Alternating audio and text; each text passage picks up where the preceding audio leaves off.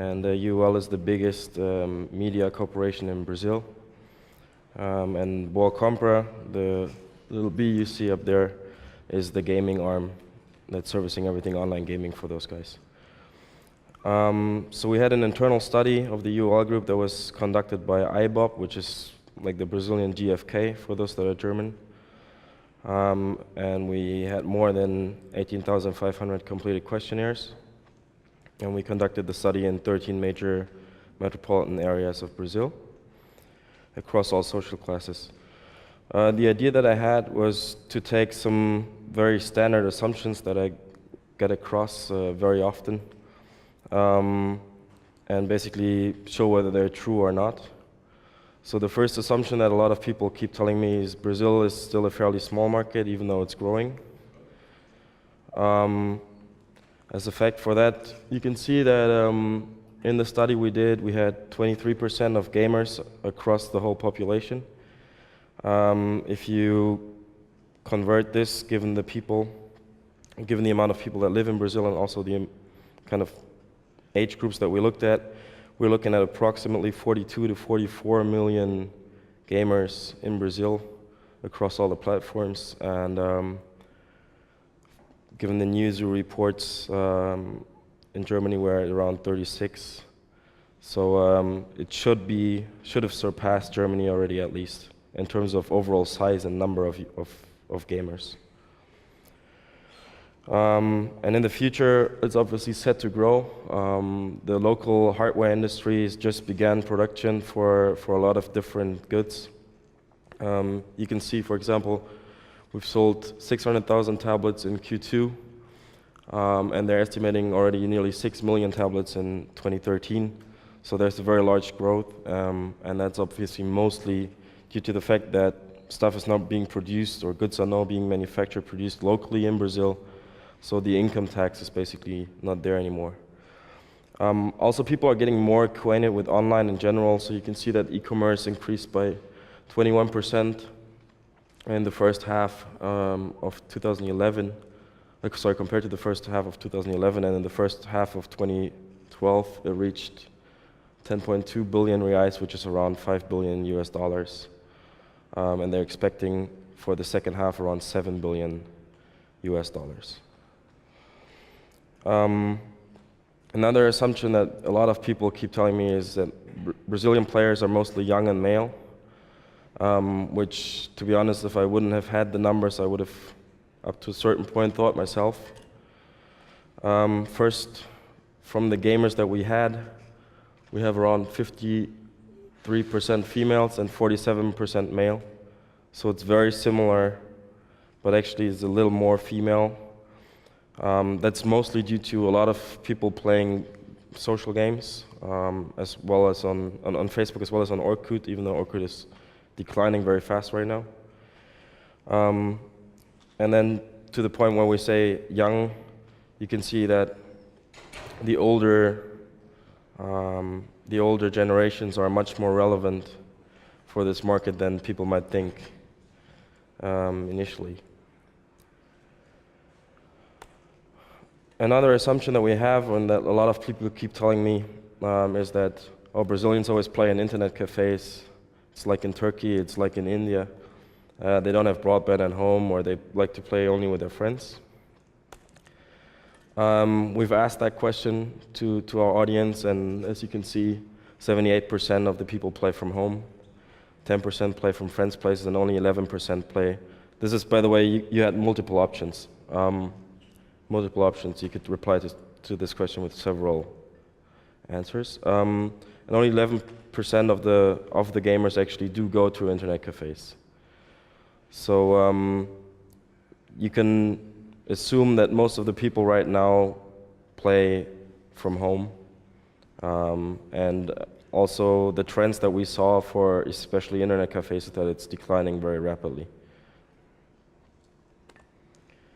And another fact, Brazilians always like to play with their friends. Well, it's true, there are a couple of Brazilians that like to play with their friends, but you can see that playing alone is definitely the majority. So 78% of the people say, I'm playing on my own, I'm playing at home. 24% like to play in like a local area network or play with their friends. Yeah, but it's obviously much lower. And then online is growing a lot. The figures that we had here in the past were much lower, and the figures that we had with friends at the same place were much higher. And then with strangers online, so basically just randomly online play, is also growing very fast, but it's still comparably low to people that play alone. Assumption number 4 is that Brazilian players don't have money to spend on online games or don't like to spend money on online games because ARPPU levels are so much lower. At least that's what people keep assuming. From the social classes across the gamers that we interviewed, you can see that actually the people that do play games, most of them are from the classes from the class C, which is the middle class, and a lot of them are from the classes A and B. So obviously overall the classes D and E are the majority of the country, but nevertheless they don't really engage in playing games. So the people that you have within your games are usually also able to pay if you provide them with the methods that they kind of require for this to happen. And then there's another reason for why people keep telling this, and that's less online, and this is from the retail sector more, but you can see that, and for this I need to explain, if you want to buy a brand new computer game, the pricing can be between 120 and 180 US dollars. So most of the people find gaming extremely, or games, retail games, very expensive. A lot of them find it expensive, and only 3% say it's cheap. This for us especially is very interesting to see, as Steam will relaunch in Brazil with prices that are actually lower than in the US on November 6th. So we're going to see quite a big change in that perception probably once people start buying more of their games online. Then there's another issue that keeps getting mentioned about why people don't pay, and that's piracy. And the question is why they actually don't pay for piracy. Basically you can see that about 30% of the population doesn't have access to purchase games, and only 41% is using only or preliminary pirated products. So that nearly matches. So the reason that we assume of why people don't purchase games is obviously for some of them because they don't have the equivalent funds, but for most of them they would purchase the games if they could, but then they would need to travel, I don't know, 200 kilometers to go to the next bigger city in order to actually find a store that might sell the product that they were looking for. So again, this is going to be more interesting with the decent digital distribution of the retail titles that are available. And you can see 55% would pay for originals if they were available and or similarly priced to the US. So you can see that people are willing to pay, and they prefer originals to pirated games, obviously. But it's a matter, of course, of the pricing somehow, but it's even more a matter of the distribution. Obviously for online games that's less relevant since the distribution is pretty much online anyway, so retail might be through some prepaid cards or whatever, but in general everything is online. For online is obviously very important what kind of payment methods do people use. We also have an internal study for this, and Boleto is the number one, which is probably not a surprise. You can see that international methods such as international credit cards and PayPal are very, very low whenever the others are available.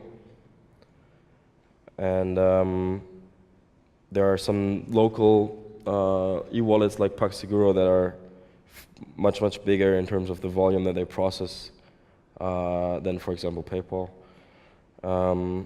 But in general, People really do sit in front of the computer with cash, and that's why they're using boleto or cash deposits.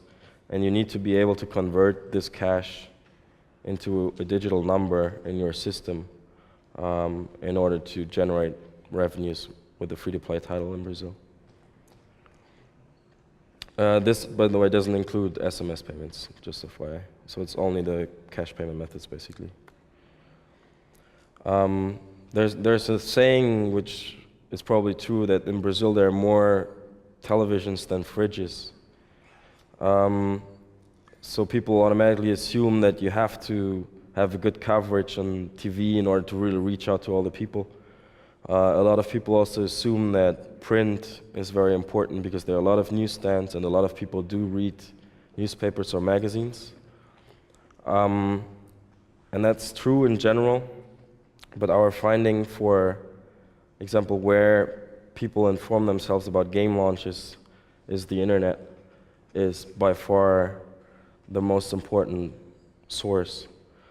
I mean, that radio is not very big, it's not really a surprise. Just to explain, those 42% don't care about new game launches, basically, so they don't inform themselves at all.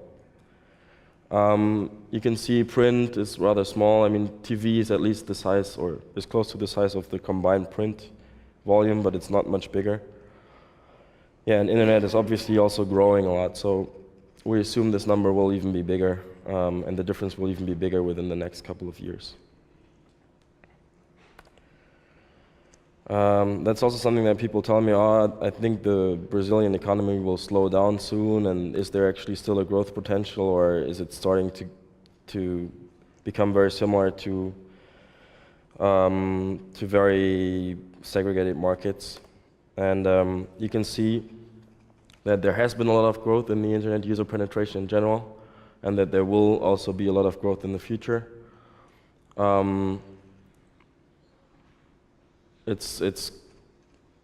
We're growing at a pretty good rate. There are a lot of investments from the Brazilian government, especially for the Olympic Games and the World Cup, to make sure that the people have a good infrastructure. So there's a lot of broadband rolling out. It's getting much cheaper, and also the hardware at home is getting much cheaper. So that helps on top for people to actually say, okay, now I can not only afford to get a broadband, but I can also afford to have the hardware to use it. Also, you can see that of these, what do we have here today? 44%, 55% use the internet every day. Whereas in 2008 we only had 32%. So the daily usage is growing a lot as well, and people get more acquainted to the internet. People use the internet more often. And more regularly, and it becomes more of a standard medium for them to get informed. So basically the steps that we had here in the maybe late 90s, early 2000s are now kind of the Brazilians are catching up on those now. We can see similar trends also in other Latin American countries, even though they're usually, aside from a few of them, they're usually far behind these numbers still. But the trend in general is the same everywhere in Latin America. And with this trend, obviously, if you establish a product in one of these countries, in one of these markets right now, that's something that can help you a lot, because the brand will still be perceived for, if we go back to here, right now we're at 44%, so if the next 56% start being internet users, the next 56% of the households, then for those 56%, if you start going to the market now, you will still be seen as a first mover. So the brands that enter the markets now still have a massive growth potential, and there's a lot going on in the market. You can see that, for example, the guys from Riot are doing a very good job in Brazil, aside from a couple of server hacks, and it's been growing tremendously. It's definitely showing some really good numbers that were very rarely seen before. But it shows that with an internationally successful title, if you do a decent localization job, you can achieve very good numbers there as well. And that's due to the fact that people start using the internet now. So for them, every product that is there would still be considered new. And then how does this relate to Latin America? Basically, it's a bit similar to what you see in the EU. There are some markets that heavily influence the other markets simply due to their size. And Brazil has this size. I mean, it's much bigger than the other countries in Latin America combined. In terms of GDP, at least if you take out Mexico, which is more tied up with the US anyway. But all the other countries are very, very close to each other in terms of the markets. And the more Brazil growth, the more it pulls up the other countries as well.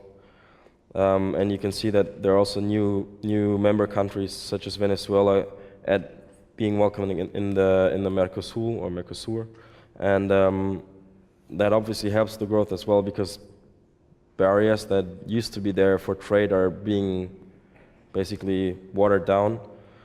So you have a similar setup there as in the early stages of the European Union, and they're trying to enhance trade in between the countries.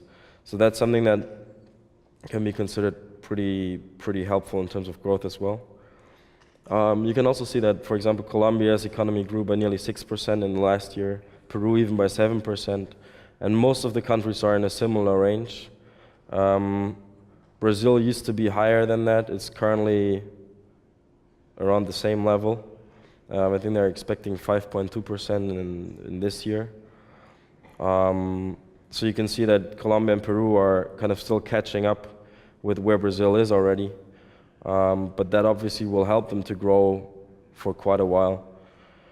And Uruguay, for example, already had a higher GDP per capita than Brazil last year. So there are some other countries that it might be worth to take a look at, simply for the fact that the competition there is even lower. I mean, obviously, a lot of people say, hey, we need to bring our title to Brazil. Yes, that makes sense. And we've seen the figures. But it also makes sense to tackle the other Latin markets, simply for the fact that if you do have a good setup in these countries, you're basically an early mover, and it allows you to kind of generate the same traction there that other companies, especially German browser game developers, have been able to get in the more West, or in the European markets, and also in the Middle East and so on. Yeah, from my side that will be all. Thank you.